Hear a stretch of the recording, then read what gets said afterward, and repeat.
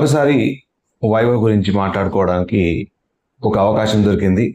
14-15 సంవత్సరాల్లోనే అద్భుతంగా తన ప్రతిభతో ప్రపంచవ్యాప్తంగా క్రేజ్ని సంపాదించిన మన చిన్నోడు వైభవ్ సూర్యవంశీ లోపల సంచలన ప్రతిభతో అంతర్జాతీయ జట్టులో స్థానం సంపాదించిన వైభవ్ సూర్యవంశీ, అలాగే అండర్-19 వరల్డ్ కప్లో కూడా అద్భుతమైన ప్రతిభతోటి ఇంగ్లాండ్తో సూపర్ 100 తోటి ఇండియాను ఒంటి చేత్తో మ్యాచ్ గెలిపించాడు.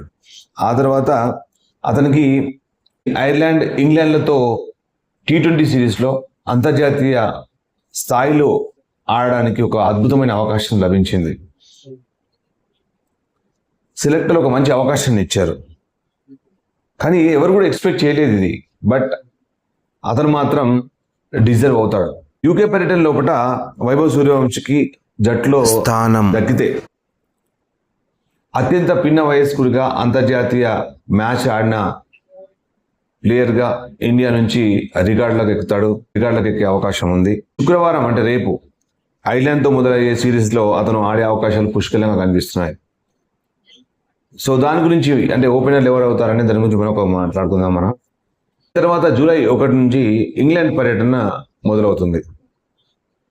అయితే ఇంగ్లాండ్ పర్యటన లోపల వైభవ్ సూర్యవంశీ మ్యాచ్ ఆడినా ఆడకపోయినా మ్యాచ్లు జరిగే స్టేడియాల లోపల తన కోసం అంటే సూర్యవంశీ కోసం ప్రత్యేకమైన గదిని కేటాయిస్తారు. ఇంగ్లాండ్ వేల్స్ క్రికెట్ బోర్డు నిబంధనల ప్రకారం అండర్-19 క్రికెటర్లు సీనియర్ ఆటగాళ్ల చేంజింగ్ రూమ్స్లో ఉండకూడదనే నిబంధన ఉంది.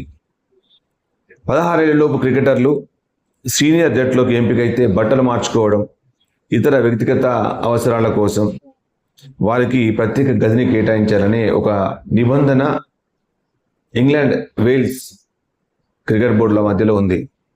సో ఈ ప్రకారం 5 T20 మ్యాచ్లు జరుగుతాయి.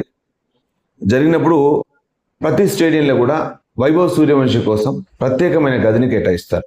కానీ భారత క్రికెట్ జట్టు ఉండే డ్రెస్సింగ్ రూమ్లోకి మాత్రం అతనికి ప్రవేశం ఉంది. డ్రెస్సింగ్ రూమ్ను పంచుకోవచ్చు, కానీ చేంజింగ్ రూమ్ మాత్రం అందరితో పాటుగా కాకుండా సపరేట్గా వైభవ్ సూర్యవంశీకి ఉంటుంది. ఇది మాత్రం మనం గమనించాల్సింది. సో వైభవ్ వయసు దృష్ట్యా అతనికి మరి తల్లిదండ్రులను కూడా ఈ సిరీస్లో అతనితో అనుమతిస్తున్నారు. సో ఇవి వైభవ్ సూర్యవంశీ గురించి ముఖ్య విశేషాలు. సో మరొక మంచి వీడియోతో మేము ఉంటాను. Thanks for watching.